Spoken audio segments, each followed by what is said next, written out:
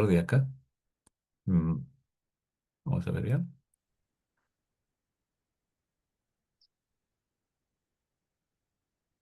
La insuficiencia cardíaca. Nosotros vamos a ocuparnos el día de hoy de la definición, algunos aspectos epidemiológicos, la etiología de la insuficiencia cardíaca, factores de riesgo, la fisiopatología y un diagnóstico diferencial. Eh, Ustedes se van a enfrentar cuando lleguen a hacer su internado, cuando estén haciendo la parte clínica más adelante en sus guardias que pueden hacer. Un paciente con insuficiencia respiratoria, uno tiene que diferenciar si es insuficiencia respiratoria es de origen pulmonar o es de origen cardiovascular. Esos son dos aspectos tremendamente importantes, porque pueden simular ambas cosas. Ambos pueden presentarse con un cuadro clínico muy parecido, pero que si ustedes hacen una buena historia y captan el mensaje que vamos a dar el día de hoy, el paciente con insuficiencia respiratoria, si tiene disnea paroxística nocturna, es probablemente insuficiencia ventricular izquierda. Den- Dentro de los síntomas que vamos a revisar ahora, dentro de los signos y síntomas, la disnea paroxística nocturna es una de las cosas claves que uno no debe dejar de preguntar a alguien que viene con disnea. Ortopnia, disnea paroxística nocturna, edemas, ¿cierto? Los edemas son poco específicos, pero la disnea paroxística nocturna, insisto, muy importante. Pero también en los últimos años ha cambiado, en los últimos años ha cambiado la visión de con esta entidad clínica. Y eso es lo que vamos a revisar hoy día. Miren ustedes, estamos revisando este tema con algunas guías del 2016, han pasado al 2017, han ido cambiando algunas clasificaciones. En el 19 aparece la insuficiencia cardíaca un poco más consistente en lo que es la insuficiencia cardíaca con fracción de eyección preservada y reducida. La sociedad americana y la europea siempre liderando los conceptos de cómo se manejan estas condiciones. Y ya desde el 2015, pero ya en 20 sale una revisión como esta que nos habla del rol de la inflamación en la insuficiencia cardíaca. Indudablemente que ustedes han llevado, todavía no han llevado inmunología, pero vean ustedes que cuando han llevado inmunología, claro que se han llevado, me parece que se han llevado. Por eso que llevamos, por eso que hemos rotado lo de reumatología al último. Ustedes se llevan, entonces esa respuesta inflamatoria es muy importante que la mantengan siempre revisando y actualizando, porque miren ustedes, está el rol de la inflamación en la insuficiencia cardíaca. Eso lo vamos a ver más adelante. Aspectos epidemiológicos cada vez más. La vida media en la población en el mundo se ha incrementado y por lo tanto la sobrevida es mayor. Algunas zonas del mundo indudablemente todavía sufren las pandemias de las infecciones, de la malaria, en África especialmente, ¿no? Pero en el mundo en general la edad promedio se ha incrementado de sobrevida. Bueno, siempre no dejo de presentar el libro, que es el libro de consulta más importante para todos los cardiólogos, que es el Brown Wall. Y realmente se hace revisiones excelentes y ahora lo vamos a conocer. El año 2022, nuevamente una guía sobre insuficiencia cardíaca. Y ya el 23, realmente cada vez más artículos sobre la relación entre el nivel celular, por ejemplo, la salud de la mitocondria cardíaca, el remodelamiento estructural de miocardio, las enfermedades metabólicas, el envejecimiento, y la misma insuficiencia cardíaca. O sea, de lo que antes consideramos que habían tres o cuatro causas importantes de insuficiencia cardíaca, ya nos hablan de problemas metabólicos y intracelulares en la enfermedad cardíaca, como el envejecimiento y los problemas metabólicos, como la diabetes. De igual manera aquí, mecanismos moleculares y terapéuticos en la disfunción endotelial. Entonces, no solamente hay una respuesta inflamatoria, sino también una lesión endotelial generada por una serie de factores que son los que vamos a revisar el día de hoy. ¿Verdad? El 2023 sale esto focalizado, guías para el diagnóstico y tratamiento de insuficiencia cardíaca crónica y aguda, ¿no? De la Sociedad Europea, en la Asociación de Falla Cardíaca. Y bueno, y revisando, encuentro esta revisión recién, dice, enfoque de la insuficiencia cardíaca de fracción de eyección, insuficiencia cardíaca con fracción de eyección preservada, ¿dónde nos encontramos? Entonces vamos a revisar algo rápidamente esto, pero ya ha cambiado la concepción de esto. Y por consiguiente, Eh, vamos a puntualizar algunos aspectos fisiopatológicos que van a permitir un manejo mucho más racional de lo que es la insuficiencia cardíaca, que todavía Hay controversia sobre la definición, todavía hay controversia sobre el seguimiento que hay que hacer y especialmente cuáles son los marcadores que me van a permitir diferenciar en quiénes usar más diuréticos, más algunos de los cuatro fantásticos que vamos a revisar ahora. Indudablemente que esta gráfica nos habla es acerca del tratamiento que se está usando ahora cuando hay alteración en la remodelación estructural, alteraciones hemodinámicas, alteración de la inflamación microvascular, la obesidad, el estrés, los problemas cardiometabólicos por insuficiencia cardíaca, o la excesiva liberación de catecolaminas, la disfunción autonómica que genera esta insuficiencia cardíaca y que puede dar manifestaciones importantes. Bueno, acá tenemos a la presencia de don este, Eugene Bromwell, que esto se lo presentaba porque el agua es el exceso de agua, en la insuficiencia cardíaca al final de cuentas es el exceso de agua en el corazón. Entonces, yo creo que hemos tratado de relevar esto y la imagen del maestro es importante, ¿no? Bien.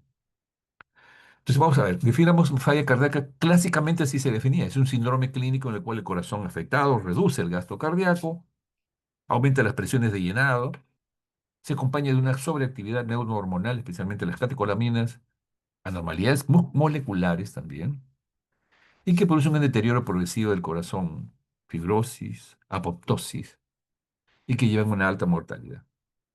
Esta es una definición, pero que no es, vamos, es una definición conceptual, pero que trata de aclararnos un poco más esta situación, pero definitivamente no todos están de acuerdo, porque faltarían algunos aspectos eh, para poderlo incluir. Ya. Y lo más importante que es gasto cardíaco reducido, presiones en el nivel de las cavidades cardíacas incrementado, actividad neurohormonal y que lleva a la fibrosis y apoptosis, ¿no? Con un deterioro. Es un síndrome clínico que resulta de cualquier deterioro estructural o funcional del llenado ventricular o de la eyección de sangre. Cuando hablamos de insuficiencia cardíaca, también en los últimos años se habla de insuficiencia cardíaca con falla cardíaca con fracción de eyección disminuida, con síntomas, falla cardíaca con fracción de eyección levemente reducida, con síntomas, y falla cardíaca con fracción de eyección preservada. Y probablemente aquí es donde esté la mayor cantidad todavía de preguntas, porque indudablemente lo ideal sería podamos detectar un paciente que tiene síntomas de insuficiencia cardíaca sin deterioro de la fracción de eyección y podamos modificar los factores que están llevando a ese, que van a poderlo llevar a una fracción de eyección disminuida. Justamente conversaba con el doctor Parione y el doctor Reyes, que son de la doctora Patricia Ríos también, que tienen un programa de insuficiencia cardíaca, la unidad de falla cardíaca en el Real Aliati, y nos hablaban que han ido cada vez atendiendo más pacientes y luego vamos a comentar eso también. Ojalá que podamos ver este videito para, cuando hablamos de fracción de eyección reducida o incrementada, a ver, creo que aquí vemos esto en videito. A ver, ¿ven ustedes el video? ¿Ven No, pero ustedes se ve el... el APT todavía. Ya, entonces probablemente me ha faltado activar eso. A ver, un segundito. Ay, ay, ay. Salí. ¿Aló? ¿Me escuchan? Sí, lo escuchamos, doctor. Ya, espérate, voy a volver a... A ver, un ratito. Al momento de presentar el PPT, debería dejar de presentar el PPT y presentar la pantalla en el video. Ahí sí podríamos ver. Ya, espérate un ratito porque... Ahora vamos a ver una lámina, por lo menos. Esto más o menos es lo que quería mostrarles, ¿eh? Eso sí lo vemos, ¿no? No, dejo de compartir ahorita y vemos su cámara. A ver, a ver.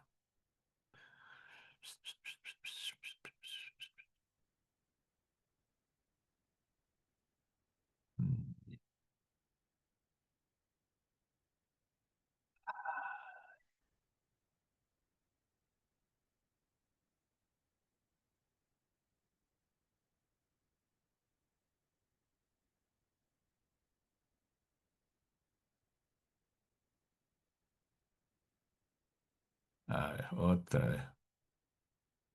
Ya. ¿Lo ven ahora? Sí, vemos la PPT. Ya.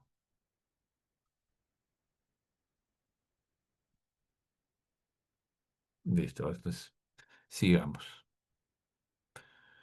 Entonces, estábamos viendo las definiciones y de una clasificación de fracción de eyección disminuida, reducida o preservada. Y cuando hablamos de fracción de eyección es un diagnóstico ecocardiográfico.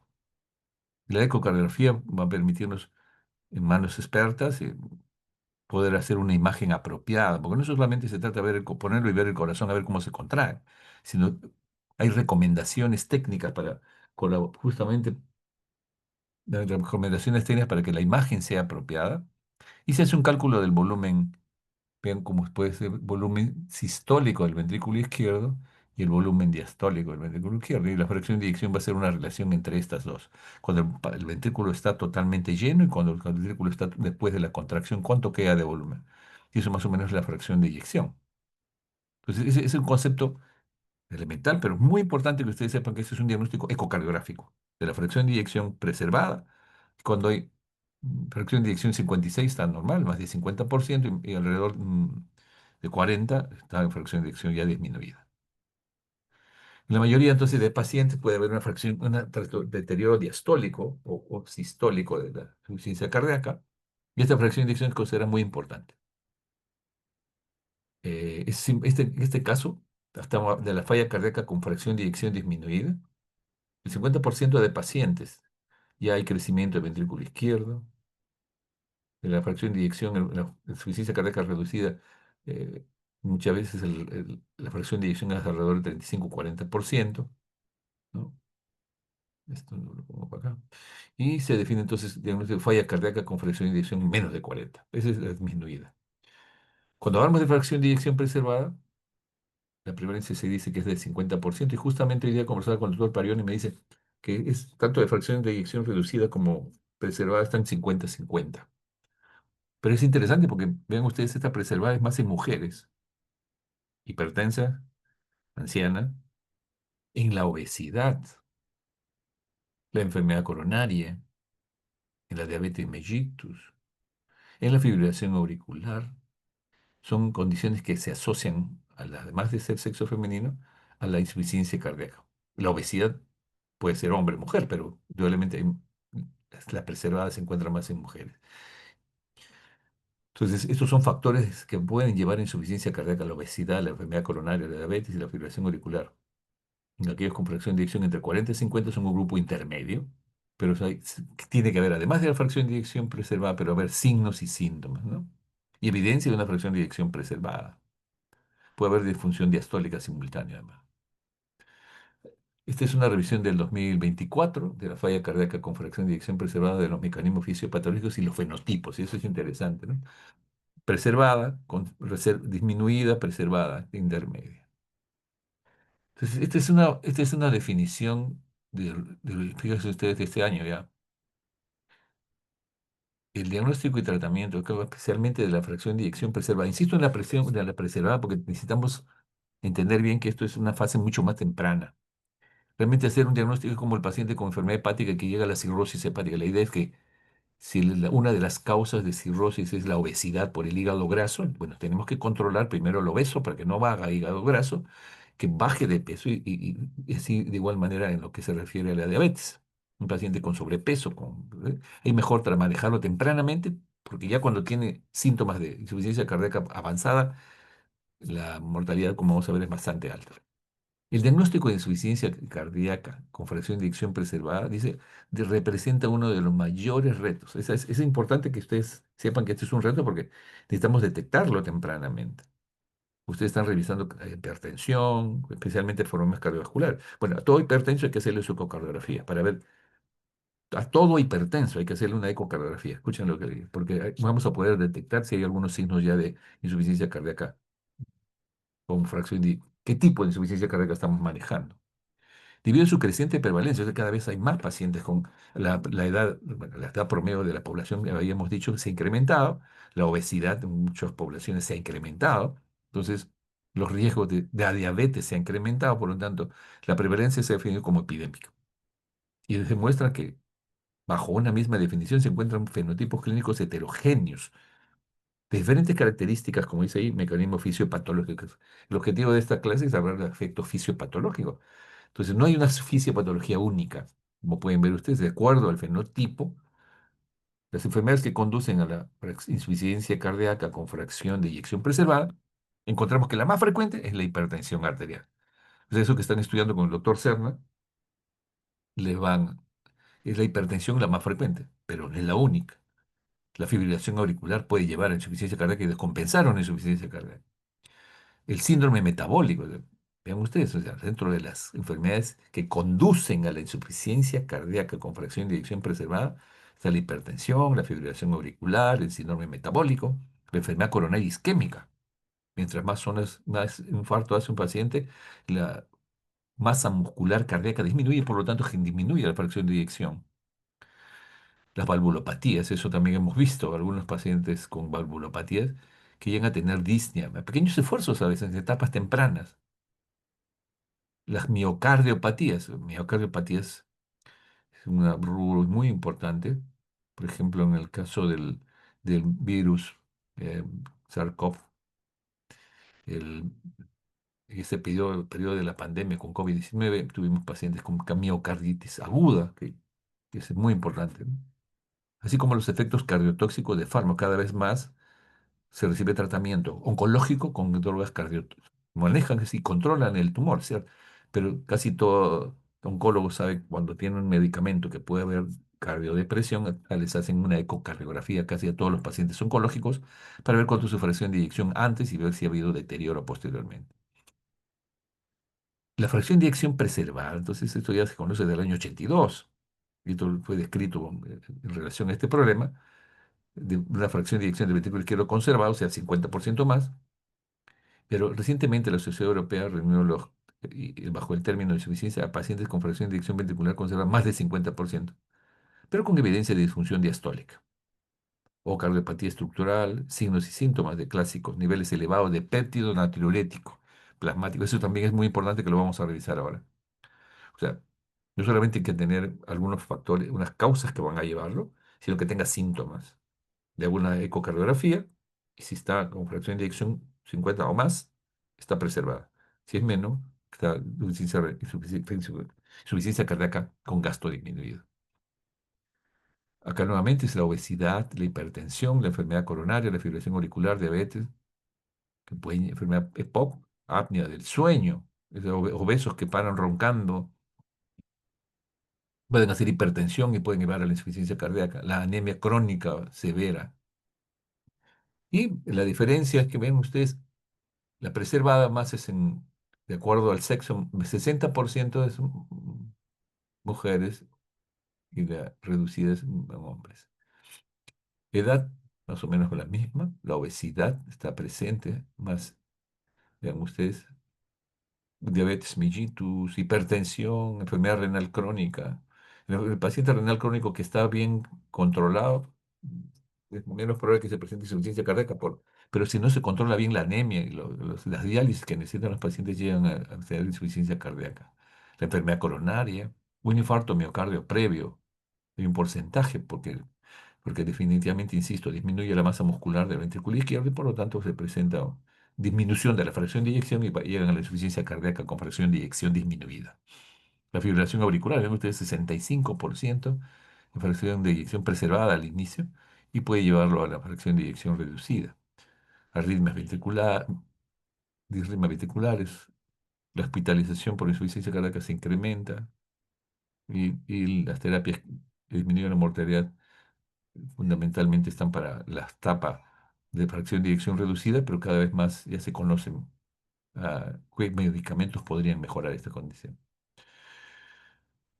Bien, esto es lo mismo, más o menos una masa muscular de más del 30%, más de 30 kilos por metro cuadrado es dos veces se incrementa el riesgo de fracción de eyección preservada, la hipertensión, si toma dos o más medicamentos, si la fibrilación auricular, la hipertensión pulmonar y ecocardiograma, el anciano. Entonces, realmente los problemas relacionados con la insuficiencia cardíaca, esto es lo he copiado textualmente de ese documento que han visto ustedes de 2025, porque me pareció muy interesante. Comienza con la definición. Los expertos están tratando de estandarizar la definición. Sin embargo, en la actualidad no existe un consenso absoluto sobre la definición de insuficiencia cardíaca, que debe centrarse en el síndrome clínico o en los aspectos hemodinámicos. Por lo tanto, la necesidad de una definición universal se ve enfatizado, se ve que es muy importante hacerlo por la creciente prevalencia y la falta de estrategia de tratamiento unánimemente aceptada, ¿no? Eh, el- ¿Cuál es la importancia de definir la insuficiencia cardíaca? Para una forma para que la utilicen no solamente los cardiólogos, sino también los médicos generales, los investigadores. Miren ustedes, aquí esta parte es interesante. Dice, es preferible no tener elementos que pueden ser subjetivos, por ejemplo, síntomas, porque pueden crear confusión. Eso es parcialmente correcto, porque la clínica siempre es un dato muy importante para el cardiólogo, para el internista o para el médico general. Por ejemplo, el mismo umbral de esfuerzo máximo puede ser considerado normal para una persona. Claro, se refiere a la fatiga, a la disnea. Por otro lado, los datos paraclínicos deben obtenerse fácilmente, con baja variabilidad interobservador, o sea, los exámenes auxiliares. Sin embargo, la definición debe contener datos concretos para una definición que se utiliza. El concepto del estudio de Framingham ya no es válido en el contexto actual. Entonces, en términos prácticos, para hablar de insuficiencia cardíaca, de falla cardíaca, ¿no es cierto?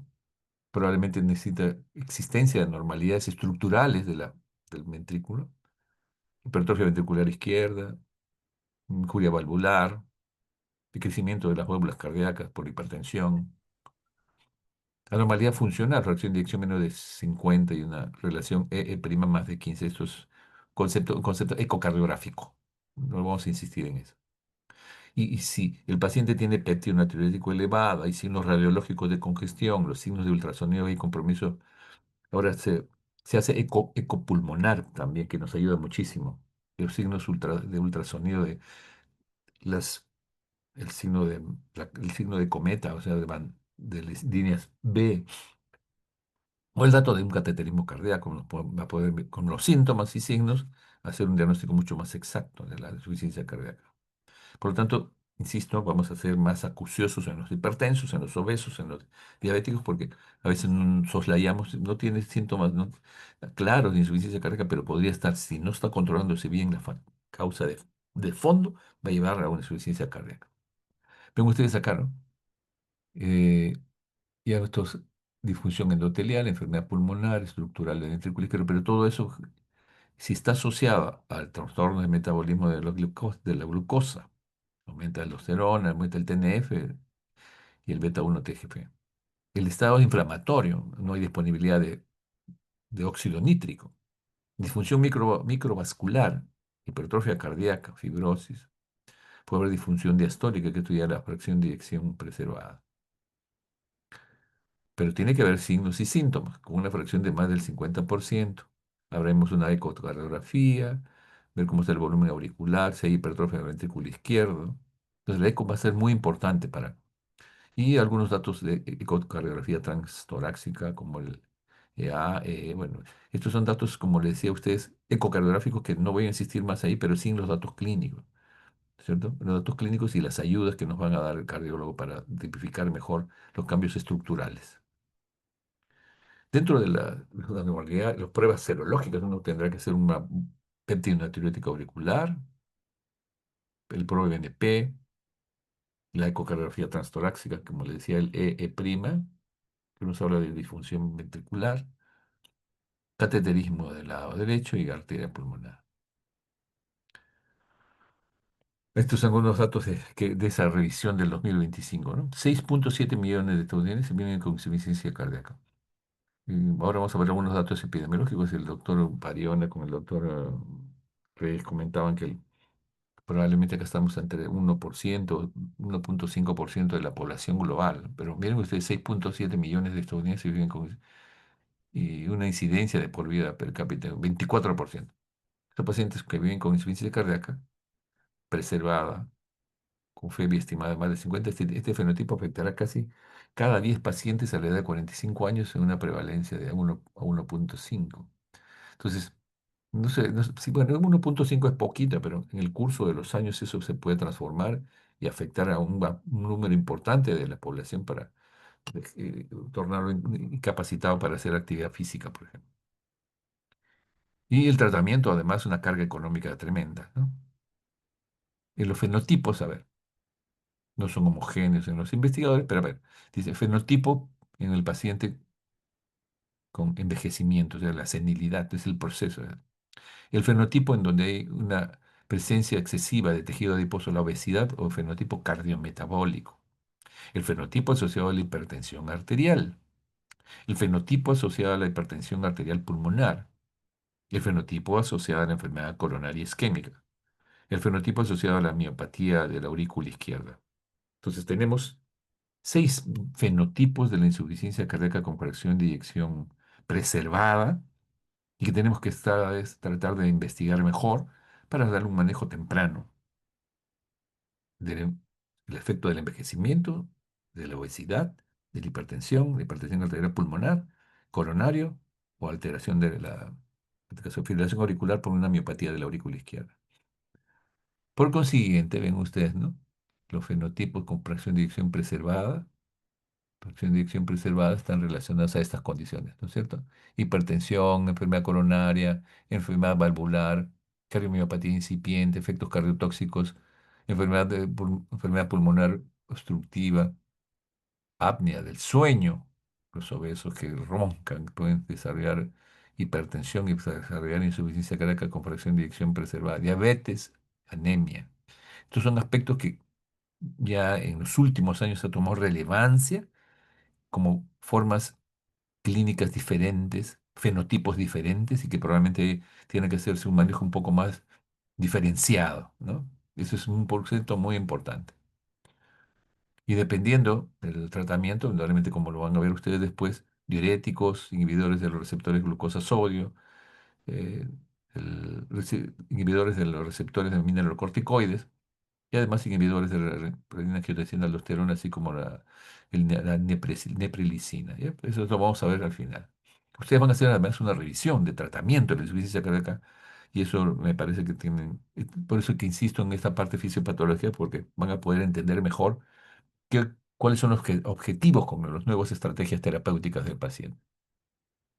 Bien, entonces, en la insuficiencia cardíaca, fracción de eyección preservada del 40%, pero fíjate, esta clasificación es interesante porque habla además de una insuficiencia cardíaca con fracción de eyección mejorada. O sea, previamente tuvo menos de 40, pero después de un tratamiento llegó a subir a más de 40. O sea, todavía hay una subpoblación que responde al tratamiento y ya no es que tenga fracción de eyección normal, no, pero sí ha sido mejorado con el tratamiento. Fracción de eyección levemente reducida, de 41 a 49, porque más de 50 normal, menos de 40 reducida, pero entre 41 y 40 levemente reducida. Y fracción de eyección preservada, más de 50. Evidencia espontánea de incremento de las presiones de llenado, péptido natriurético elevado, mediciones hemodinámicas invasivas, no invasivas anormales también. Entonces, uno podría decir, bueno, entonces no es solamente fracción de eyección reducida y preservada, sino si la está reducida, hay un grupo que mejora, fracción de eyección mejorada o fracción de eyección levemente reducida, ¿no? Entonces, esos son conceptos que, como pueden ustedes ver, generan aparentemente algo de confusión, pero simplemente son estadios de lo mismo, uno que fue manejado y el otro que es levemente reducido. El envejecimiento, la hipertensión, disfunción diastólica, hipertensión pulmonar, todo lleva dependiendo si tiene uno, 0 a una patología de estas, un punto, uno de estos, o 2 a 5 puntos, moderada probabilidad, y 6 a 9 alta probabilidad de diagnosticar falla cardíaca con fracción de eyección preservada cuando se suman de 0 a 1 punto, un punto, un punto, un punto, un punto, 3 de la fibrilación y 2 la obesidad. Es al H2, un score usado para evaluar el riesgo de fracción de eyección preservada en pacientes que tienen, vean ustedes, envejecimiento, ¿viste? Los viejitos, más de 65 años, eh, mejor no les cuento, hipertensión arterial, disfunción diastólica, hipertensión pulmonar 1 punto. Entonces, cuando yo les pregunte, el score H2PFE está relacionado a qué patología. al desarrollo ese es el score que permite diagnosticar la insuficiencia cardíaca con fracción de eyección preservada, no reducida, preservada cuando hay de 0, 1, 2 a 5 o 6 a 9, 9. Entonces, es un score H2PFPEF que permite hacer una evaluación de cuál es el riesgo, ¿cierto? ¿Cuál es el riesgo de alta probabilidad, moderada probabilidad o baja probabilidad de insuficiencia cardíaca con fracción de eyección preservada? Sigamos aspectos epidemiológicos, ¿eh? Esta ahora espero que esté claro que hay cambios estructurales en el músculo cardíaco que llevan a desarrollar estas formas clínicas de insuficiencia cardíaca. Dice, el riesgo se desarrolla falla cardíaca, por ejemplo, en el caso de Estados Unidos, a los más de 40 años es el 20%. Yo veía algunos informes del doctor Gargurevich del año 2013 y que después se han corroborado con los datos que tenía el doctor Pariona. Aproximadamente la prevalencia, o sea, los que recién inician y los que están viviendo con insuficiencia cardíaca es alrededor de 20% más o menos. En Estados Unidos se diagnostican 650.000 casos nuevos de insuficiencia cardíaca. La incidencia aumenta con la edad. 60, 60, 65, 69, 20 por mil, pero más de 85 de 80 por mil. Y la reducida y la preservada representan el 50% de la carga de la enfermedad. Es una gráfica que muestra la epidemiología global de la insuficiencia cardíaca en cada población. Entonces ven ustedes cómo mm, en Estados Unidos, ¿cierto? En Estados Unidos, Canadá y Estados Unidos están entre 1.5 a 1.9%. Canadá igual, 1.5 más o menos. En Sudamérica, Brasil, 1%, que más o menos, según me decía el doctor Parione, es más o menos lo mismo nosotros en la prevalencia. En Australia, 1 o 2%. Me llamó la atención en Malasia, 6.7%. En Malasia. El tipo de dieta, mucha sal, no conozco la situación epidemiológica de Malasia, pero vean ustedes, casi todos están alrededor de 1, 1.5, 1.5, cerca a 2 máximo. Y acá también en el caso de Europa, me llamó la atención España 2.1%, Suecia, ¿no? Francia 2.2%. Acá Corea 1.5%, Japón 1, 1.3, 0.12%, India, Malasia. Y en este reporte del 2020 de epidemiología, lo he remarcado, ¿no? Hoy, debido al crecimiento y envejecimiento de la población, el número total de pacientes con falla cardíaca continúa incrementándose. Y así eso va a suceder en los siguientes años. Hay que prepararse a diagnosticar esta condición clínica. La incidencia ha estabilizado y puede aún disminuir en algunas poblaciones, pero porque eso puede aún disminuir en algunas poblaciones que están convencidas de que eso no es bueno y hacen mayor actividad física, controlan su peso. Pero las tendencias alarmantes que han sido observadas en gente joven posiblemente están relacionadas a un incremento de la obesidad. Y acá dice, similarmente, la evidencia sugiere que el número de pacientes con falla cardíaca puede estar incrementándose, especialmente en los países de ingresos, de bajos ingresos, en los países de bajos ingresos. En nuestro país es intermedio, pero probablemente en este momento se ha frenado la obesidad, pero había como es de México, que una tendencia, muy bien, hace unos 5 años atrás, hemos tenido pacientes de 180 kilos, de nunca hemos tenido esos 200 kilos, 220 kilos, tuvimos que comprar grúa para poder movilizarlo al paciente en UCI. Este es otro estudio de prevalencia también. Vean ustedes, prevalencia de enfermedad cardíaca en la población. 1.12, Estados Unidos 2.4, Canadá 3.6, Alemania 4, vean ustedes, ¿no? China de 1.3 a 3.5, Japón e India menos, Turquía 2.9, Australia, la Australia indígena, 5.3. O sea, son poblaciones especiales, ¿no? Bien, sigamos. Aquí, una producción científica sobre insuficiencia cardíaca en el Perú. Ven ustedes acá el doctor Marco Pariona Javier, del Hospital Revaliati. Hospital Revaliati, Departamento de Medicina Interna, Hospital Almenara. Publican datos en relación a que entre 2000 y 2020 el número de publicaciones de insuficiencia cardíaca no se había incrementado, mayor número de documentos fueron artículos sobre insuficiencia cardíaca. Eso es bueno porque no teníamos datos de esta situación. El doctor Gargurevich hace necesidades insatisfechas sobre insuficiencia cardíaca. Menciona que 60 millones de personas padecen a nivel mundial y el 50% de diagnosticados morirán en los siguientes 3 a 5 años.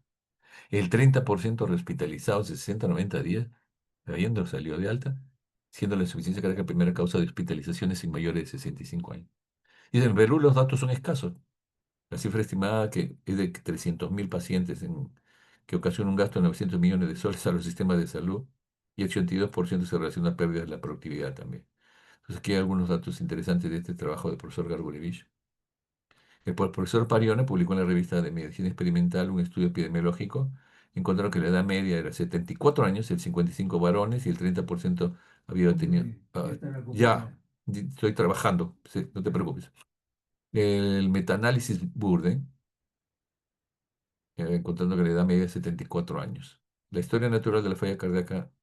Entonces, pero sobre este punto, en el Perú carecemos de data consistente en esta última revisión. Registros oficiales para visualizar la insuficiencia cardíaca es un problema de salud. Pocas unidades de falla cardíaca a nivel nacional. Según he conversado con el doctor Reyes, me dice que en la Revaliati y en el Hospital Loaiza sí tienen unidades de manejo de falla cardíaca, que les indican diurético y los pacientes vienen para colocarse sus diuréticos en el hospital, para no hospitalizarlos.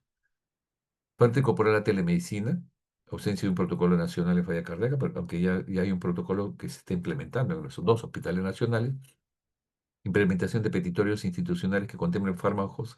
Me dice el doctor que ya hace varios años en el hospital los pacientes con insuficiencia cardíaca reciben medicamentos nuevos que se están usando en la insuficiencia cardíaca, pero que en los pacientes con insuficiencia cardíaca con fracción de eyección preservada siempre hay cierta resistencia, pero esa es la tendencia es ir incrementando la facilidad del acceso al tratamiento.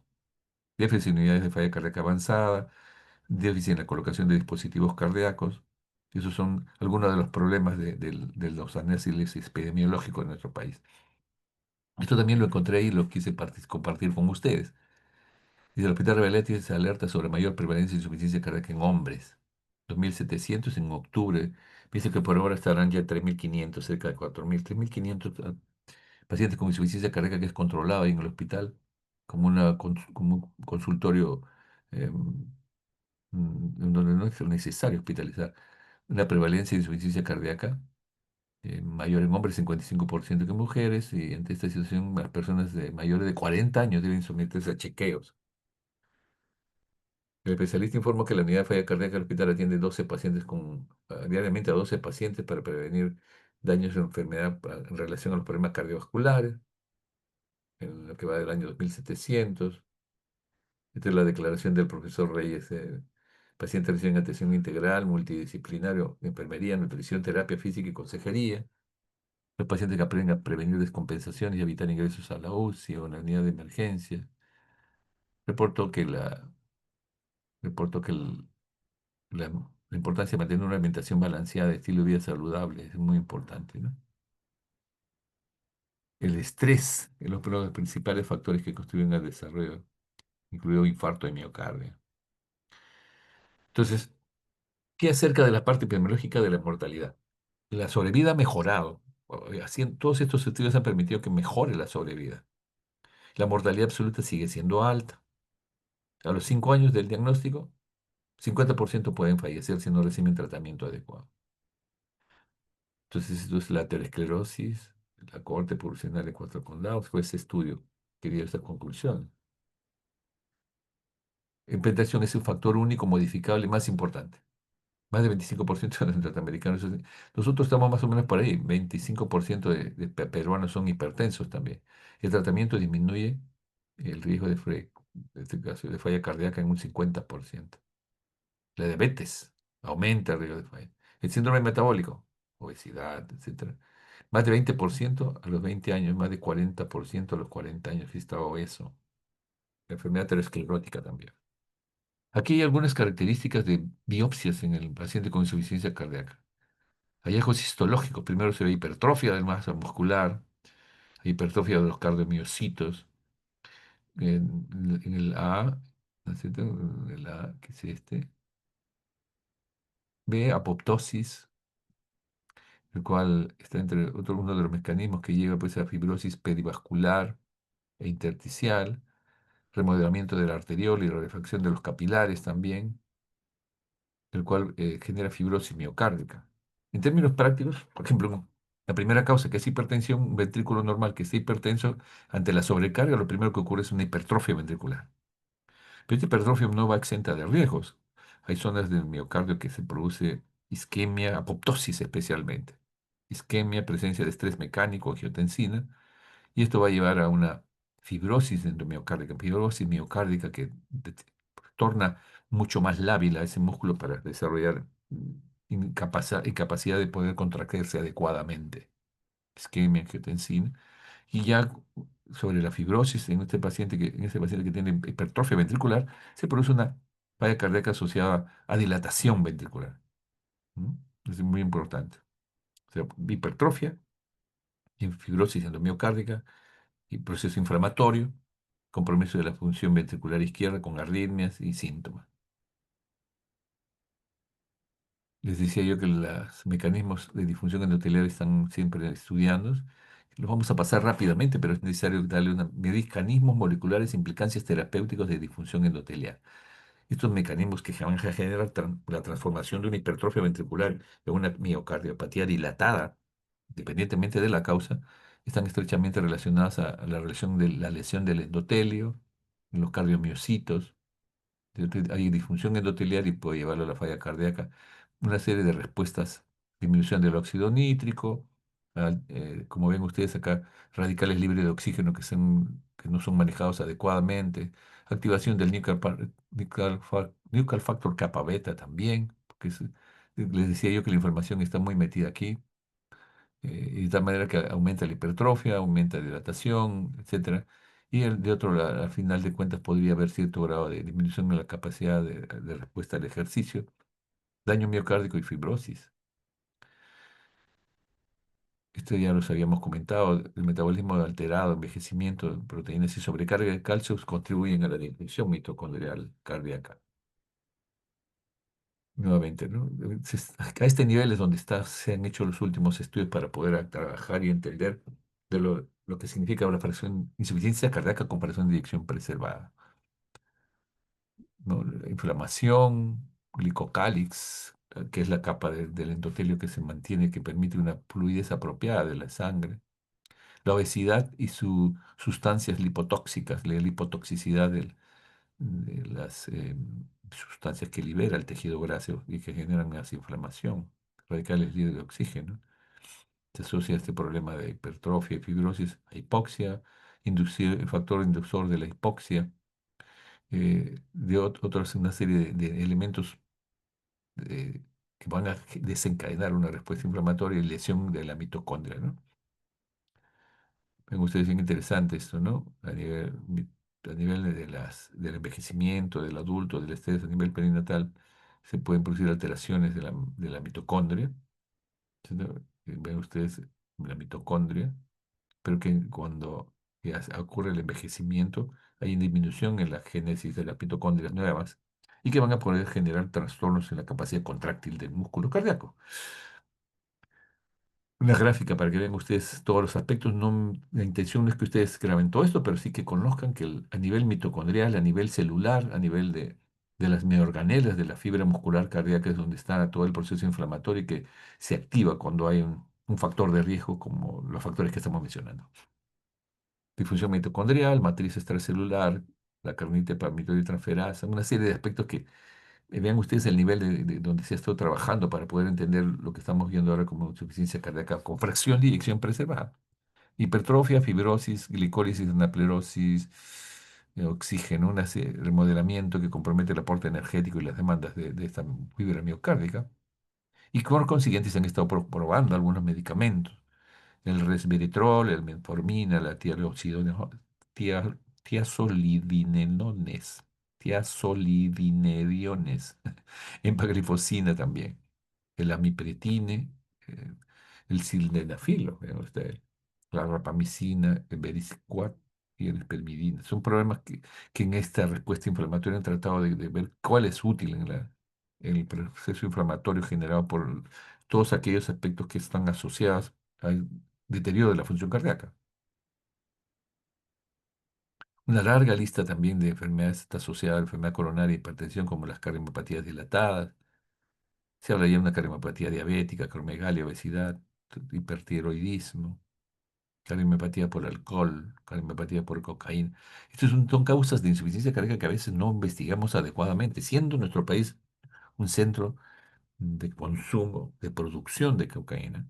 No pensamos en un paciente joven que viene con crisis hipertensiva o que tiene con insuficiencia cardíaca que puede estar ingiriendo los niveles de cocaína como están o de alcohol. Entonces, la neoplasia probablemente sí sea más evidente, pero no diagnosticamos, a pesar de los problemas de que mucha gente consume cocaína, no hacemos diagnóstico de cardiomiopatía por cocaína o insuficiencia respiratoria siquiera por esas sustancias. El Takotsubo, que la vamos a conversar en un momento, amiloidosis, sarcoidosis, cardiopatía por sobrecarga el periparto, enfermedades del tejido conectivo también asociadas, ¿no? Y la miocarditis virales, Chagas, VIH. Son miocarditis que pueden llevar a la falla cardíaca aguda. Hemos tenido una niña de bueno, adolescente de 15 para 16 años que hizo una infección por parainfluenza. Y yo con síntomas de insuficiencia cardíaca, rabdomiolisis severa, shock cardiogénico y inclusive ingresó a la circulación extracorpórea ECMO. Que fue un caso dramático, porque era además hija de un enfermero y una enfermera de la UCI, imagínense usted. Enfermedad isquémica coronaria, daños tóxicos, hemos dicho ya, la medicación, especialmente los antracíclicos, ¿no? En relación a las características del paciente con fracción de eyección reducida, ven ustedes, que hemos mencionado también, casi son todas las mismas causas de la fracción de eyección preservada, pero en una fase más avanzada. Y las causas de muerte de estos pacientes con insuficiencia cardíaca reducida fundamentalmente son el 70% por la enfermedad cardiovascular, enfermedad cerebrovascular, y acá el 44%, enfermedad cerebrovascular. Con el COVID llegó una etapa donde muchos pacientes hacían problemas de coagulación, en la tormenta de citoquinas, que fue un bluff porque no había más tormenta de citoquinas tenemos con el distrés respiratorio que con el shock séptico que con el COVID. Sino fue una etapa muy dolorosa porque no sabíamos nada de la enfermedad y escuchar que había algún tratamiento siempre era esperanzador, pero eso fue utilizado por algunas instituciones que nos dieron algunos medicamentos y que sin estudios realmente serios empezamos a utilizar medicamentos que eran dañinos, porque aumentaban la inmunosupresión, ¿no? Entonces también acá estamos, ¿no? El paciente que enfermedad parenquimal por el virus, compromiso, aumento de la actividad simpática, podría llevar a arritmias y falla cardíaca, miocarditis por el mismo virus, isquemia por el mismo virus. Entonces, ahora sí, con esta visión aparentemente fisiopatológica de aquellos factores que van a llevar a la insuficiencia cardíaca, ¿qué síntomas y signos voy a encontrar? Ya hemos conversado con un grupo que estaba conmigo, que es bueno hacer una línea de vida del paciente. ¿Cuándo nació, dónde fue su parto, cómo es su actividad física en el colegio, primaria, secundaria? Y eso lo pueden hacer en una hora, una hora y media máximo. Y van a tener una historia mucho más clara y, más como clara y completa de qué factores han condicionado. Hace poco hemos visto un paciente que se tiene ahorita como 50 años, pero que a los 45 años todavía pesaba 120 kilos y que gracias a una dieta muy ordenada y tenía fatiga, en algún momento un pequeño dolor torácico nada más, según él. Pero cuando se operaron de una vesícula biliar hace 5 años, le encontraron un electrocardiograma que no era santo. Había tenido infarto de cara fragmática. Entonces, a veces pequeños dolores no le damos importancia, pero si hay factores de riesgo hay que ser muy suspicaz, muy insistente en los estudios para detectar si hay, con una ecocardiografía y las pruebas que vamos a conversar ahora, para diagnosticar una insuficiencia cardíaca preservada o no preservada, la fracción de eyección preservada o reducida. De la parte clínica, realmente vamos a hacer rápido, ¿eh? De edad, factores de riesgo, profesión, cardiopatía conocida. Si ingiere alcohol, los alcohólicos pueden tener una cardiopatía alcohólica, así como pueden hacer manifestaciones neurológicas, fármacos, antecedentes familiares, enfermedades sistémicas.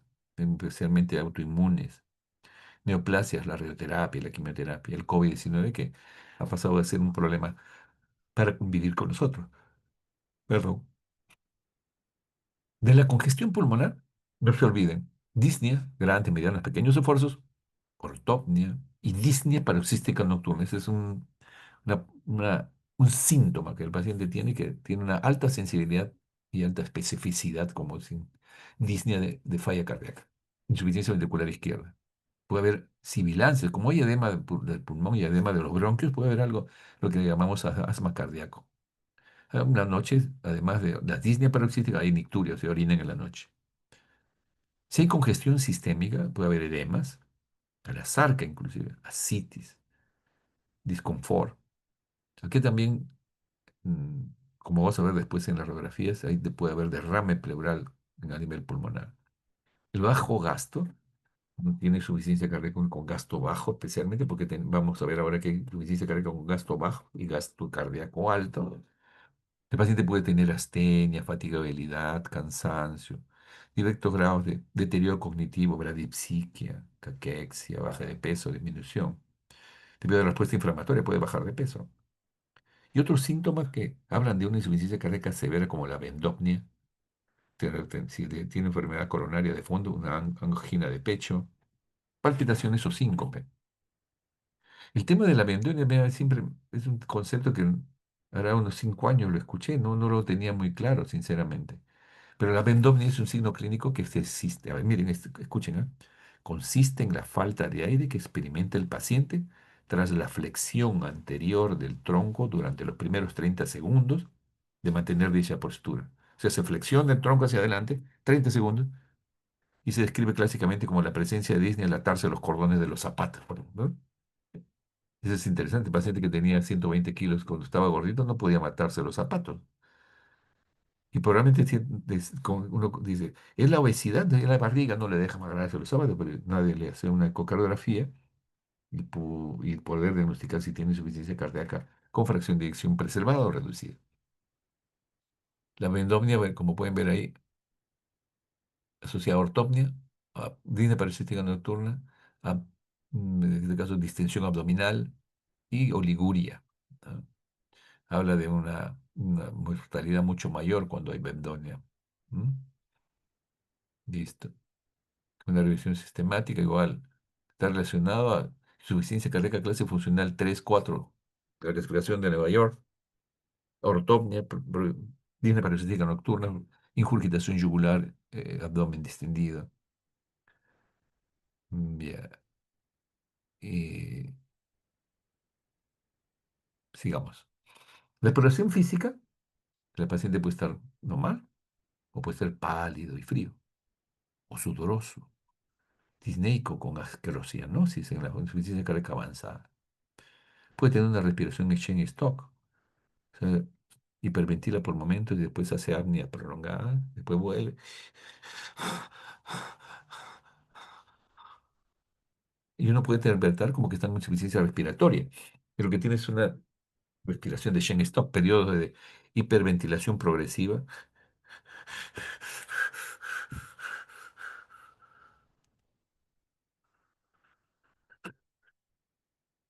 Siempre observen al paciente.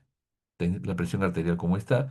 Solamente la presión arterial es normal, pero si está hipotenso, 90 sistólica o menos, con signos de hipoperfusión, probablemente está en shock cardiogénico. Ese es otro tema que no lo vamos a atacar ahora y lo van a revisar ustedes en amplitud con los especialistas. Que tienen un grupo excelente de docentes que van a aclarar eso. La auscultación respiratoria.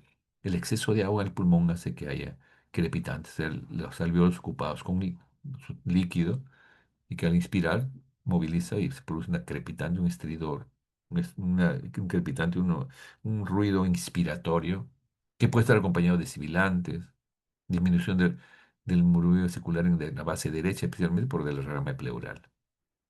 La ocultación está taquicárdico, ritmo de galope.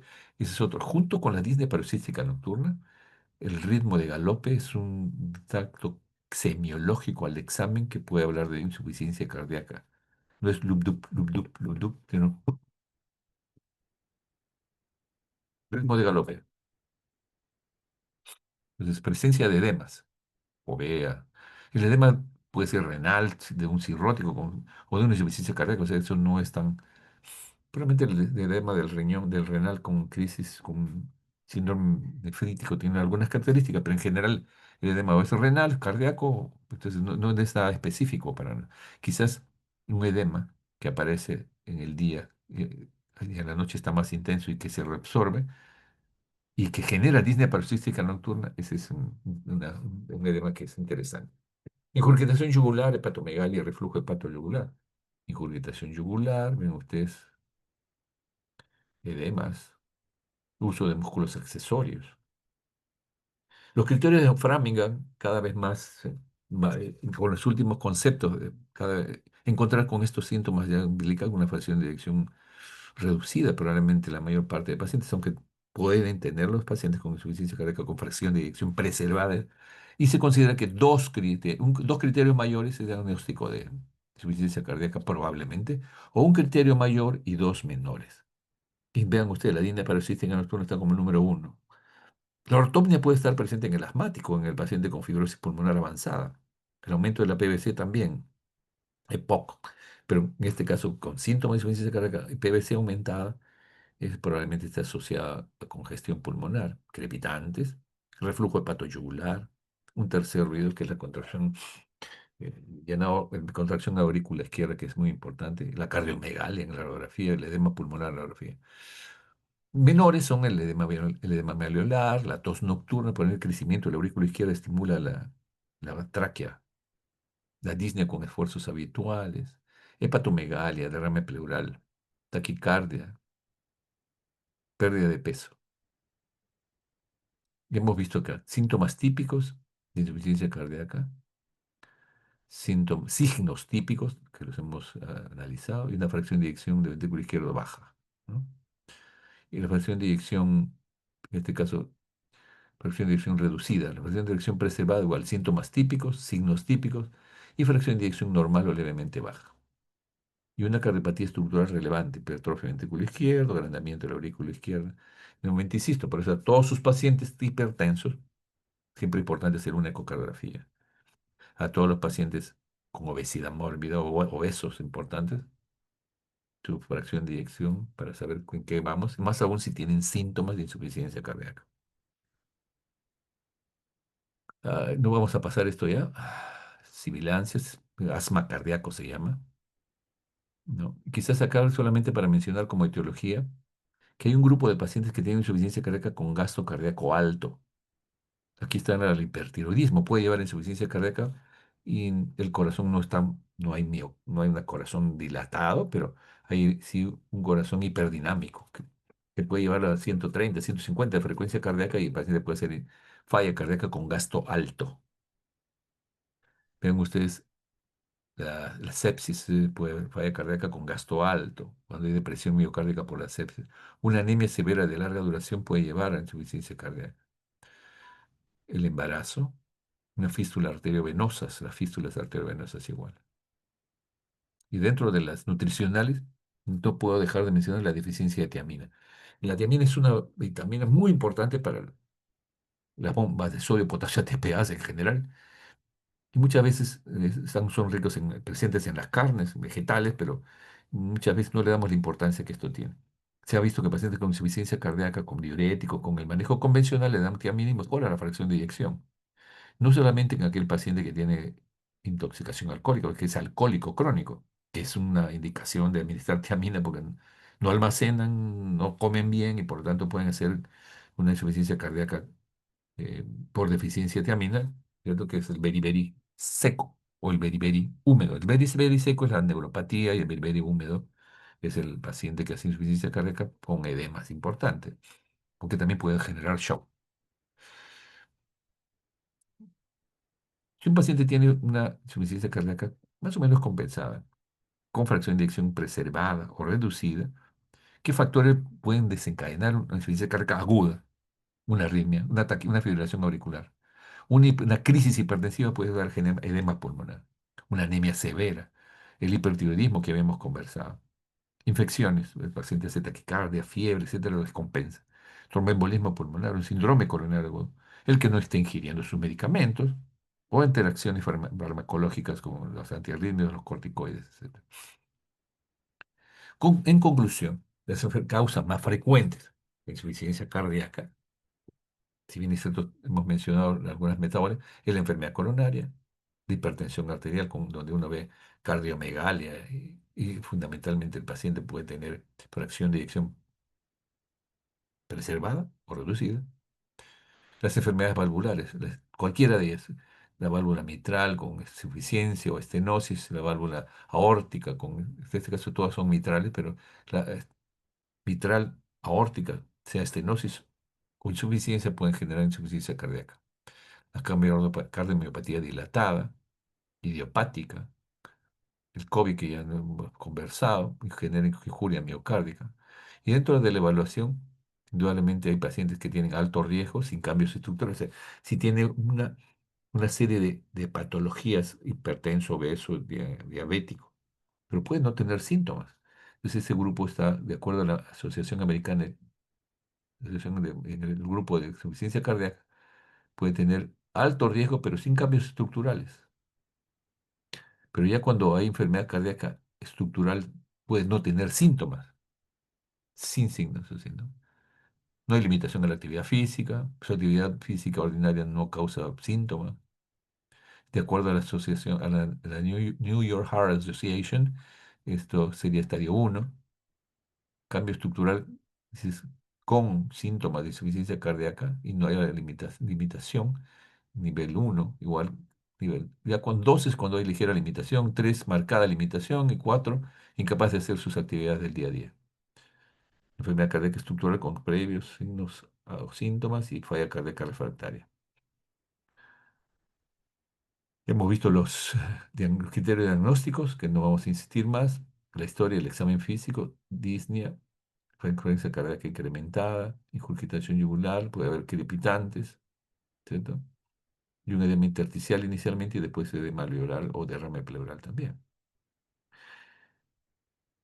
Dentro de los síntomas clínicos, vean ustedes, la sensibilidad y especificidad de ellos es variable, pero algunos tienen más sensibilidad de lo que hemos comentado y otros tienen más especificidad.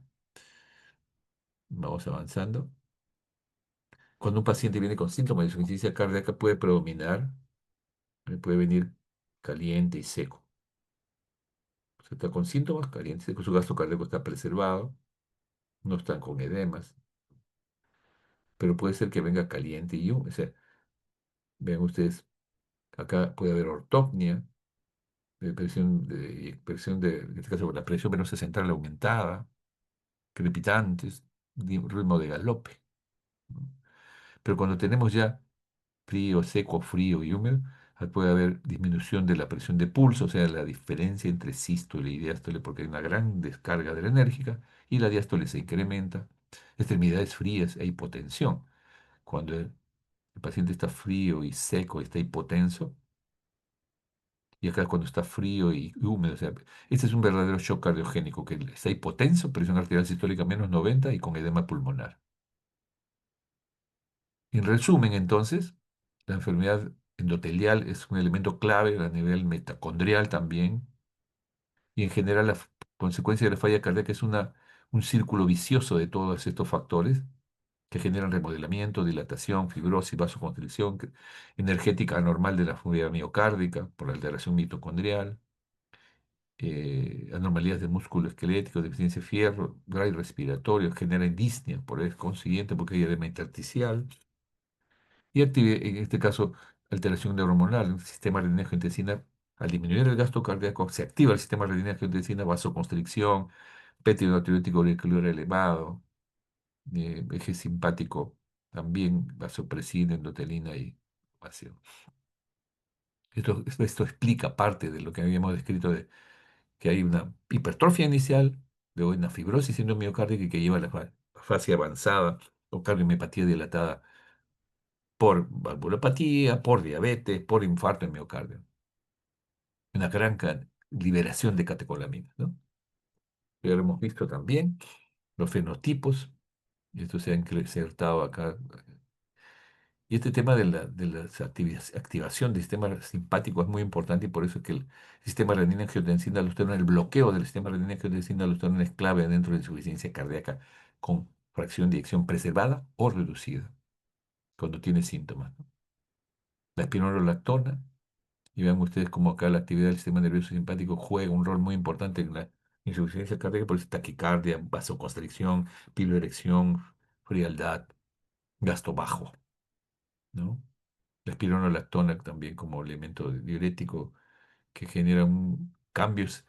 La espironolactona, además de tener un efecto diurético, ahorrador de potasio, bloqueador del sistema, de este caso de los receptores mineralocorticoides, vean ustedes, tiene efectos sobre la mm, ah, modificación de la sobre la modificación de la estructura muscular cuando hay un infarto por la remodelación. ¿Qué pruebas, además de la clínica, de radiografía, qué pruebas pido? Vean ustedes la cantidad de factores asociados a la inflamación, estrés oxidativo en pacientes con falla cardíaca.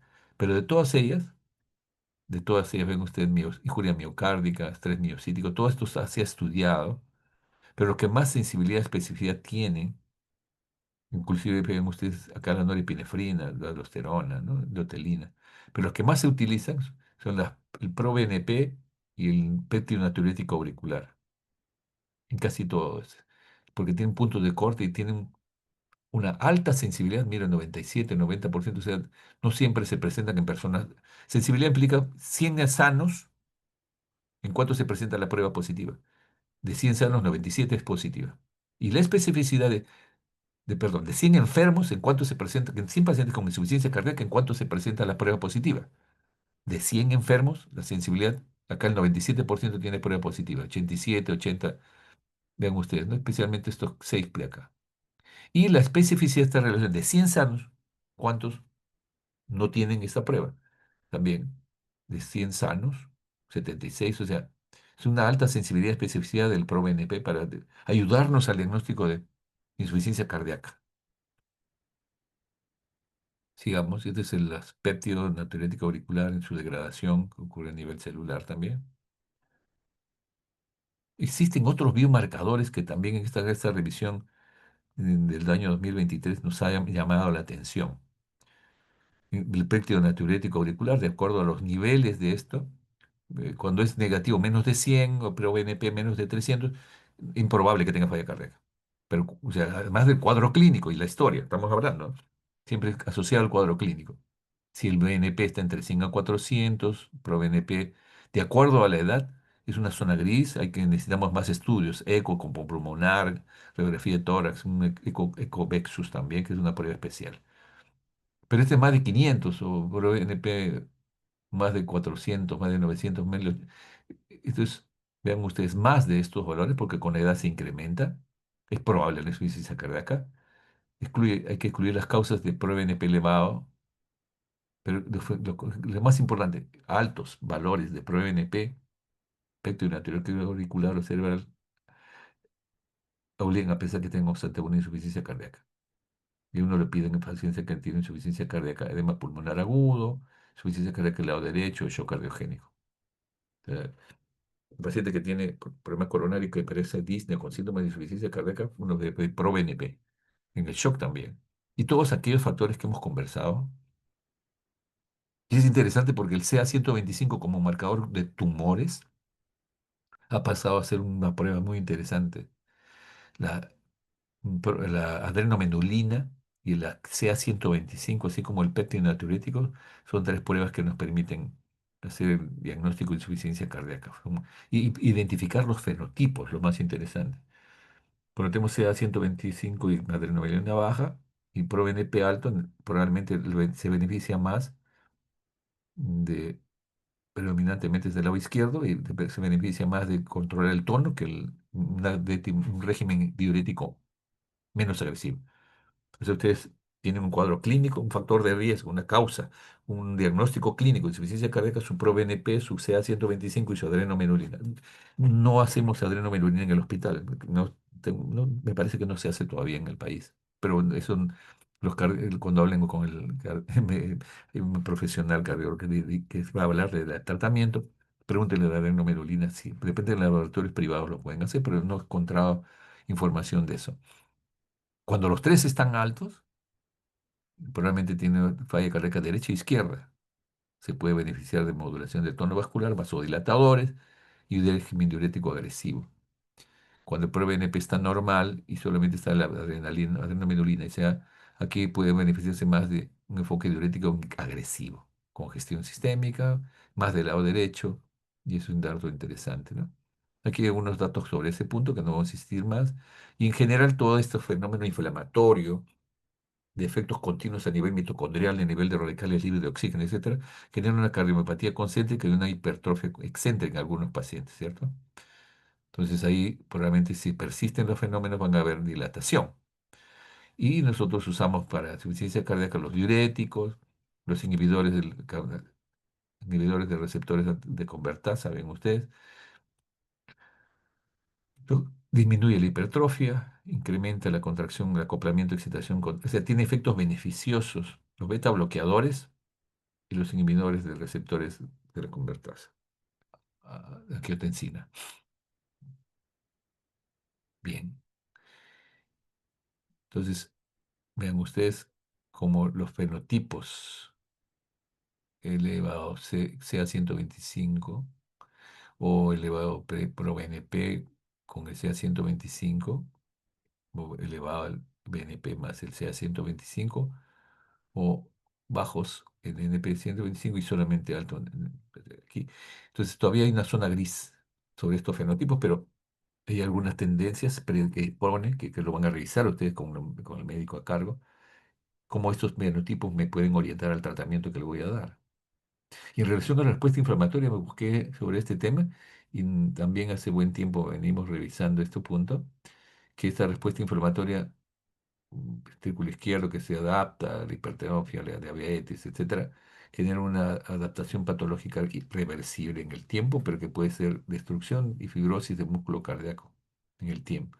Y van ustedes, para evitar eso se ha usado una serie de drogas que ustedes han escuchado en el asma, en la oncología, en reumatología también, infliximab, etanercept, canalicumab, oxopurinol, bueno, una serie de medicamentos en pacientes con fracción de eyección reducida, en donde hay una respuesta inflamatoria, le llaman así, fenotipo cardioinflamatorio. Eso todavía está en evaluación, pero también se ha analizado. En resumen, la insuficiencia cardíaca, por definición, es un síndrome clínico caracterizado por disnea, disnea paroxística nocturna, edema, fatiga, y se puede acompañar de agitación yugular, tercer y cuarto ruido, crepitantes, causados por anormalidad estructural y o funcional, resulta una reducción del gasto cardíaco, con presiones cardíacas elevadas. La respuesta inflamatoria presente lleva a grave, insuficiencia cardíaca grave y trasplante. Bien. Esta es una radiografía del paciente con edema pulmonar, un edema pulmonar con imagen en alas de mariposa, ven ustedes, ¿no? Así se llama esto. Vamos a seguir viendo. Por lo tanto, las imágenes pueden ser una radiografía de tórax, o sea, la parte de los factores que pueden llevar a insuficiencia cardíaca, el cuadro clínico y algunas pruebas como el ProBNP, ¿no es cierto? El ProBNP, la adrenalina y el CA 125 me van a ayudar definitivamente. Una radiografía de tórax, un electrocardiograma, no debe faltar. Una ecocardiografía definitivamente. Y si es necesario, una eco transesofágica, una resonancia magnética también. Este es el patrón de una insuficiencia cardíaca con inversión del flujo, ven ustedes. Hacia arriba verá una congestión pulmonar importante. Acá no se ve una cardiomegalia tan severa, pero si uno hace el índice cardiotorácico, probablemente hay una cardiomegalia leve. Un edema pulmonar donde más compromiso el pulmón derecho que izquierdo. Y eso es porque el drenaje linfático es más pequeñito. La gran vena linfática drena agua del pulmón derecho, mientras que el pulmón izquierdo lo drena el conducto torácico, por lo tanto se congestiona más siempre el lado derecho con más derrame derecho, aunque hay insuficiencia cardíaca avanzada, derrame pleural bilateral, infiltrados alveolares bilaterales. Pero siempre uno en la fase inicial encuentra más compromiso del lado derecho porque hay la cadena linfática del lado derecho es la gran vena linfática, que es el río Chillón, mientras que acá el río Chillón, mientras acá tenés el Amazonas que drena el agua del pulmón izquierdo. Hay derrame más derecho en una tomografía, es el ecocardio. para ver si hay problemas valvulares, cómo está la capacidad contráctil, cómo está el crecimiento no de la aurícula derecha, aurícula izquierda, aurícula ventrículo izquierdo, y que habíamos visto ya el cálculo de la fracción de eyección. De igual manera, para la cardiología nuclear, cada vez más el imagen en SPECT con tecnesio 99 en pacientes que tienen enfermedad coronaria y que no nos ayuda mucho en los estudios previos. Se hace el estudio de medicina, medicina nuclear para ver el flujo sanguíneo miocárdico, el metabolismo celular y la función ventricular también. Ven ustedes las imágenes para ver si pues, se contrae adecuadamente y se está viendo una buena perfusión en ese músculo. La resonancia también ha pasado a jugar un rol importante. Es informes de resonancia magnética del músculo cardíaco para evaluarlo mucho mejor cuando tenemos dudas sobre en este caso, la capacidad contráctil y qué factores están generando problemas. Bien, entonces, cuando un paciente tiene insuficiencia cardíaca de nuevo, pues, entonces, y se presenta con síntomas, hay que darle un tratamiento para resolución de los síntomas. Puede ser persistente y por lo tanto puede empeorar inclusive. Pero la idea es qué tratamiento voy a darle para poder cambiar su futuro. Visualmente la fisiopatología se había basado sobre exceso de agua, presiones hidrostáticas de los capilares y linfáticos, pero el proceso es más complejo. Habla también de las lesiones a nivel del glicocálice, de la respuesta inflamatoria. Entonces, yo creo que esa clasificación inicial de fracción de eyección reducida, medianamente reducida o preservada.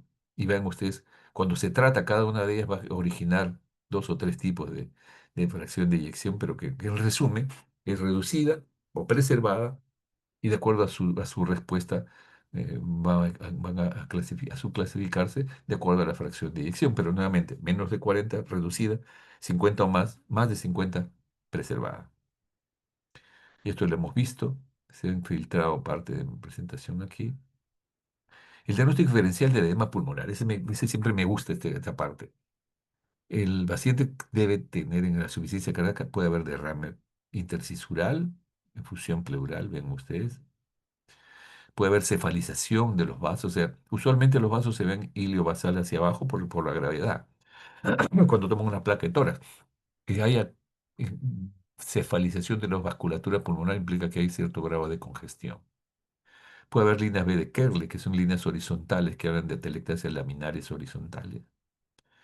Y el índice cardiotorácico de la aurícula, la parte más prominente, el punto medio, y del punto medio hacia la punta del corazón, en centímetros, y comparando con toda el incremento de la relación cardiotorácica nos habla de cardiomegalia. Y vean ustedes, ¿no? Patrón alveolar tipo alas de mariposa, un patrón fundamentalmente acá más intersticial, ¿no? Parece bien esmerilado, en líneas, ah, como que hay un patrón fundamentalmente más intersticial. El edema pulmonar en una manifestación de un hipertiroidismo en una mujer avanzada. No se olvide, el hipertiroidismo puede generar falla cardíaca con gasto alto, pero el tratamiento es controlar la tiroides, indudablemente. Acá está, ¿no? De edema pulmonar en una paciente con hipertiroidismo y que le da tratamiento y sonografía al momento del alta, al séptimo día, diuréticos, controlar con las hormonas tiroideas con tapazol y o disminución de la síntesis de hormonas y veo ahí a la semana, ven ustedes. Acá también un edema pulmonar, ¿cierto?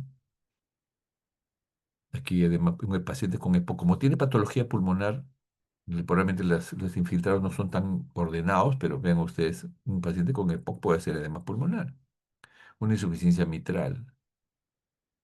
Paciente que en el postoperatorio les pasan exceso de fluidos, si es ancianito con insuficiencia cardíaca, o sin insuficiencia cardíaca, un exceso de fluidos le puede generar edema pulmonar postoperatorio y simplemente es una disfunción ventricular por exceso de fluido.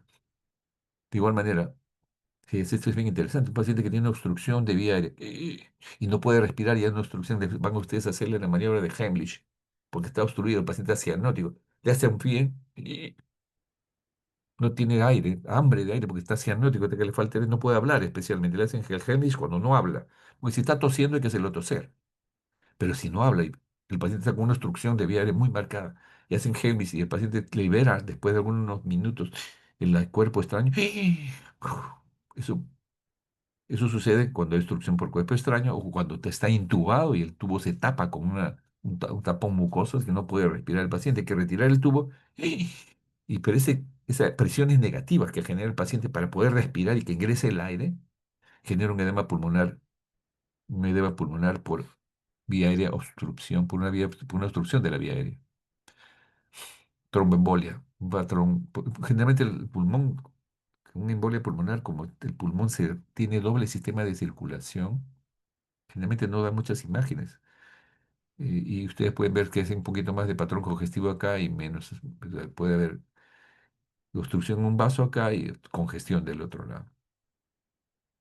El paciente ahogado, todo paciente que sufre ahogamiento, sea piscina o mar, o ha estado casi ahogado, debe ser observado las siguientes 24 horas, porque puede aparecer un edema pulmonar post-ahogamiento en las siguientes 12, 6 horas o 18 horas. ¿Qué más? A ver, ¿algo más? Uy, ¿aló? ¿Me estás escuchando? Sí, doctor, sí se ¿Aló? escucha. Pensé Sí, que se doctor, había ido. escuchar.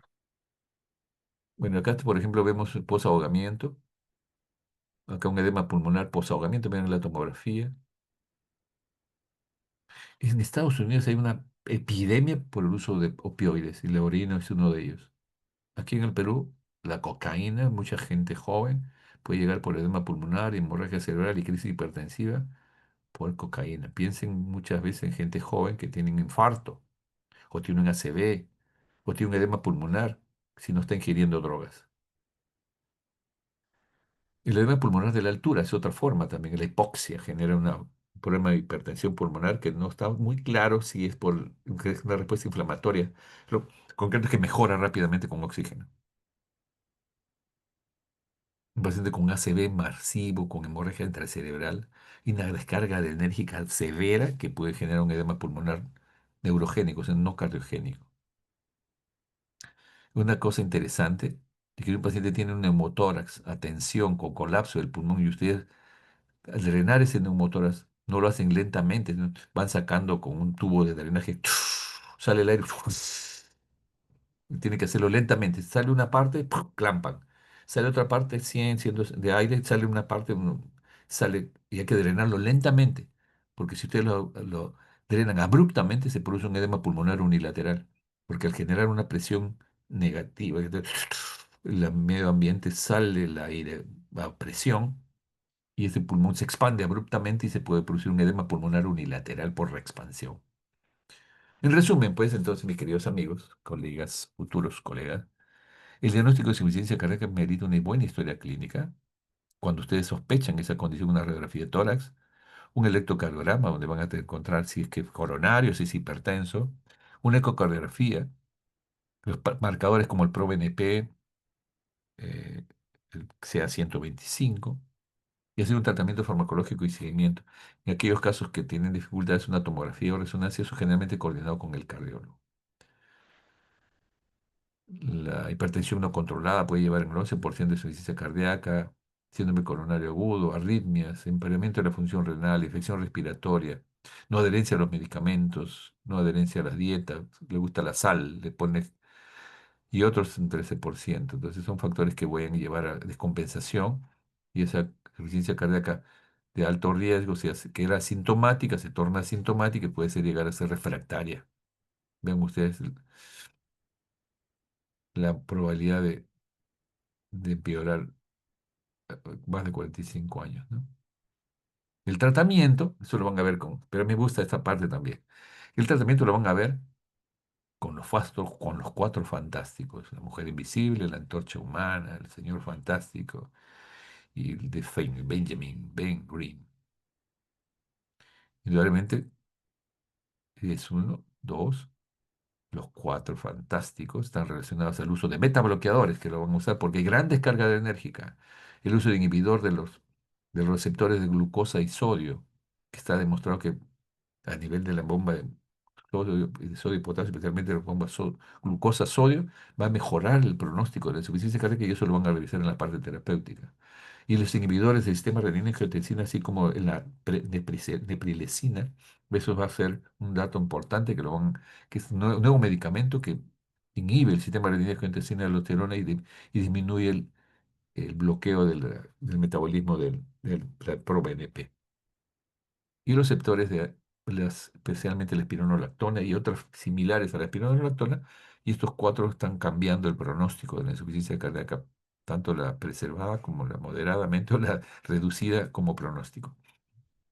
El inhibidor de la angiotensina neprilicina es un fármaco que se utiliza para la fracción de eyección reducida, combinando un bloqueador de los receptores de angiotensina y un inhibidor de neprilicina para reducir la carga en el corazón y mejorar los síntomas.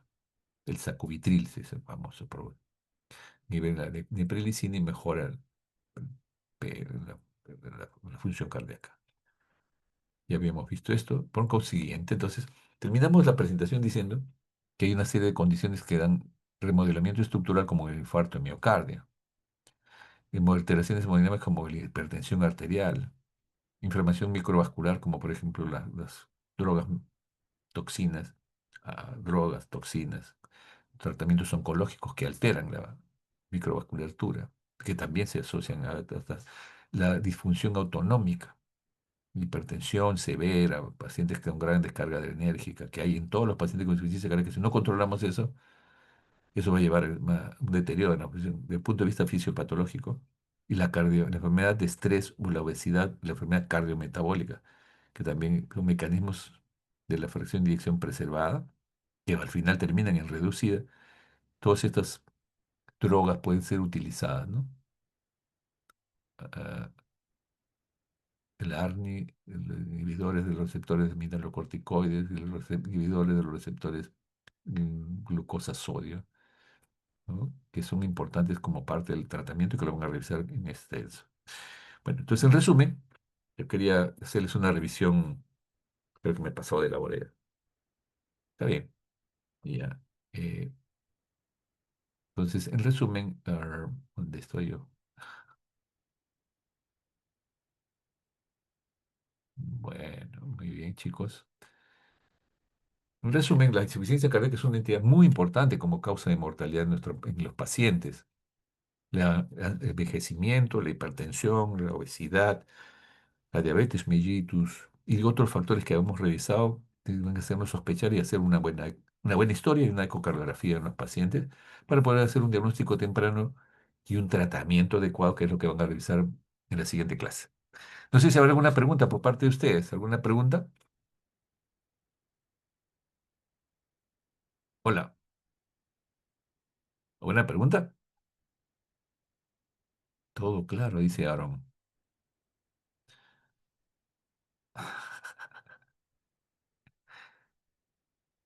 Mandando corazoncitos ahí.